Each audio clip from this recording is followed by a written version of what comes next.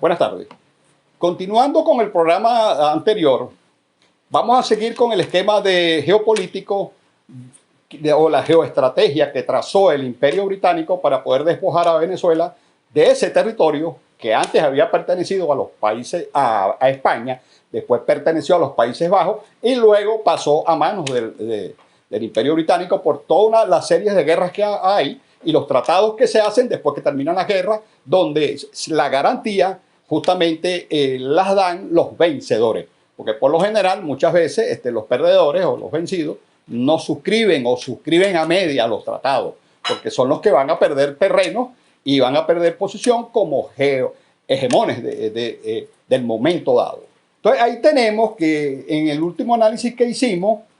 que fue en el año 1861, incluso podemos ver en este libro, se puede ver un pequeño detalle de lo que aconteció con respecto a la élite de Caracas que quería que todo el Imperio Británico invadiera, vamos a decirlo así, a Venezuela para que estuviera a favor de ellos y no de los alzados, que en este caso fueron los de la Guerra Federal, donde estaba Falcón, Antonio Guzmán Blanco, porque ya Zamora había sido asesinado o había sido muerto justamente en la batalla de San Carlos. Entonces ahí tenemos que ver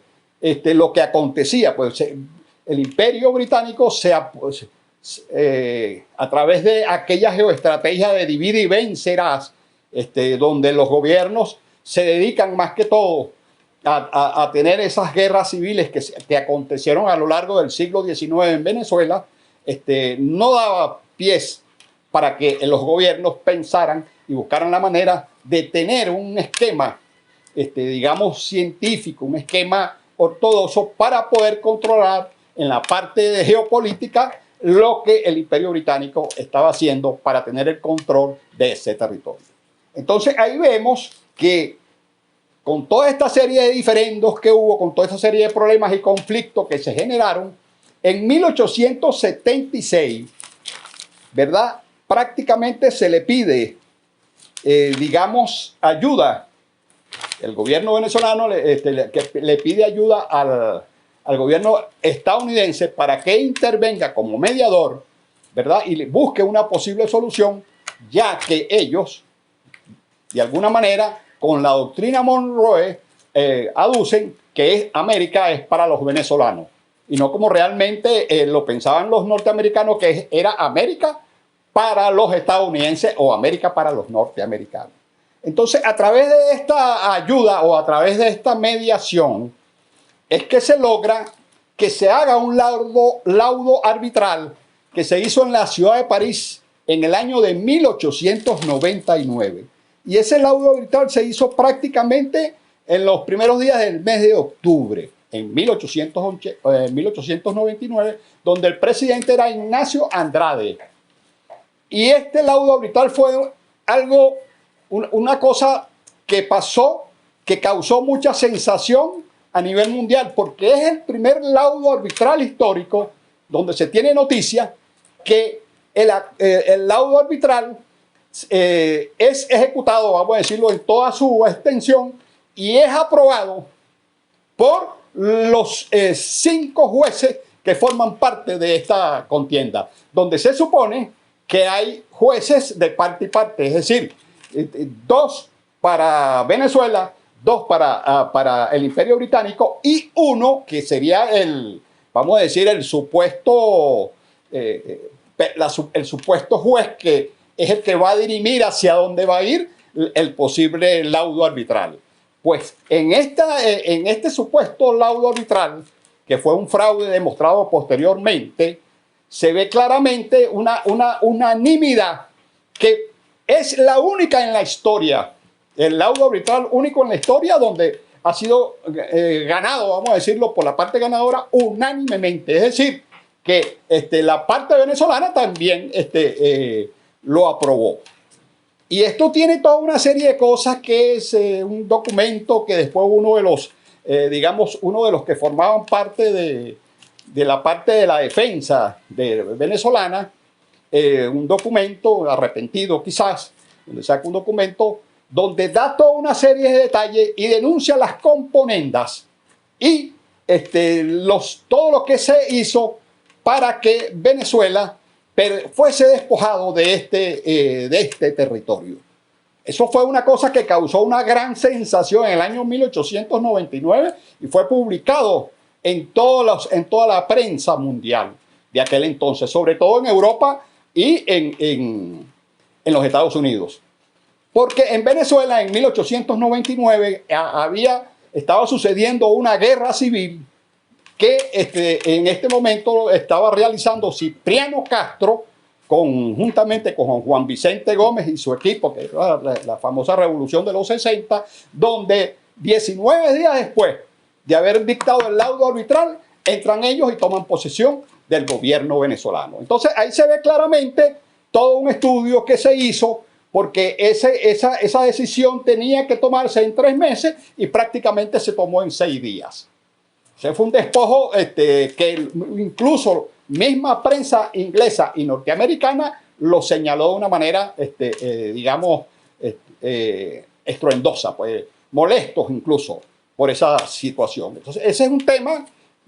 sobre ese laudo arbitral que debería de tomarse y analizarse con cuidado, un programa especial para eso, porque se ve claramente el juego geopolítico que se realizó entre los Estados Unidos y el Imperio Británico para despojar a Venezuela de ese territorio. Y que indudablemente ellos de alguna manera se pusieron de acuerdo y lograron este tipo de acuerdo jurídico que en 1962 un venezolano llamado Marco Falcón Briceño hizo la denuncia pública ante la Asamblea y la Comisión de Política del fraude que se había generado con una situación explicativa, y surge lo que se conoce posteriormente como el Acuerdo de Ginebra. El Acuerdo de Ginebra, donde se va a hacer un estudio, ¿verdad?, para determinar, y se acepta el reclamo que hace Venezuela, porque incluso ya en Venezuela y en la mayoría de los países, eso se tenía como cierto de que se había perdido eso para todo, indefinidamente o vitaliciamente para los venezolanos. Pero con este acuerdo renace la esperanza y se genera precisamente ese reclamo que hoy en día todavía tiene lo que se llama legalidad, y que posteriormente, cuando se confirma, pues, y ya existe a partir de 1900, existe lo que se conoce como la Organización de Naciones Unidas, y allí se establece precisamente que el secretario general, y avalando o interpretando el Acuerdo de Ginebra, se haga precisamente un sometimiento de la situación sobre el reclamo que está planteando Venezuela. Pero fíjense qué ocurre en la realidad. En la realidad es que los colonos del Imperio Británico, que ya no son colonos del Imperio Británico, sino que es un país independiente, y en ese Acuerdo de Ginebra prácticamente el Imperio Británico se lava las manos y le da a la República de Guyana, a la República Cooperativa de Guyana, que 11 días después o 12 días después se convierte en república, le pasa pues digamos el litigio. Entonces es allí, precisamente le pasa el litigio, Venezuela reconoce la independencia de Guyana, de la República Cooperativa de Guyana, y además eso sigue vigente su reclamo sobre el territorio que básicamente, de acuerdo a lo que se conoce como el Iutis Posseitis Iuri, le pertenece de acuerdo a la estructura que se tenía como Capitanía General de Venezuela. Entonces, es allí que el secretario general, mediante ese Acuerdo de Ginebra, en su momento somete,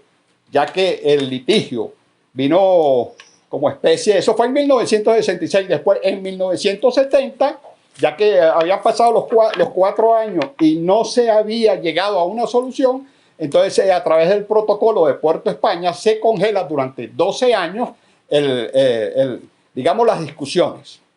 Y posteriormente en 1982 no se prorroga, y entonces siguen las discusiones sobre el caso hasta nuestros días, hasta que la Corte Internacional de Justicia, que está precisamente en La Haya, en los Países Bajos, ¿verdad?, da su decisión al respecto, donde considera que se tiene que ir al fondo. Pero básicamente al fondo del problema, ahí es donde entra ya que Venezuela tiene que tomar una decisión con respecto a lo que se va a hacer. Y se llama, vamos a decir, al otro país que está, digamos, que forma parte del problema, para que Venezuela pueda hacer una explicación y hacer una demostración sobre los vicios de nulidad que va a determinar y que forman parte del Acuerdo de Ginebra. No solamente considero yo, desde mi punto de vista de lo geopolítico, que tiene que haber un equipo jurídico fuerte. Eso es una cosa que es complementaria. Más que el equipo jurídico fuerte, tiene que haber una fortaleza en el área geopolítica. Y esa es una de las cosas que se tiene que manejar con criterios geopolíticos de gran profundidad. Porque Venezuela es un país que incluso tiene mucha importancia. Por eso es que el Acuerdo de Ginebra en 1966 fue pertinente por el hecho de que Venezuela era un gran productor petrolero y además de eso estaba dentro de los esquemas geopolíticos tomado en cuenta en la parte, digamos, de los problemas de política exterior. Entonces ahí es donde nosotros, como venezolanos, como ciudadanos de a pie, debemos de tener la máxima sensibilidad y el máximo estudio y la máxima búsqueda de esta solución de este problema. Tenemos que estar conscientes de eso, porque nosotros, los ciudadanos de a pie, lo que ignoramos, no lo protegemos. Lo que ignoramos, no buscamos la manera de sentirlo como de nosotros para poder ejercer una presión. Y eso es muy importante. El esquema geopolítico de la Guayana Esequiba o de la parte venezolana tiene que ser muy bien considerada para que esto de alguna manera ayude al bienestar de los venezolanos por las grandes riquezas que tiene ese territorio. Muchas gracias y seguiremos en próximos programas.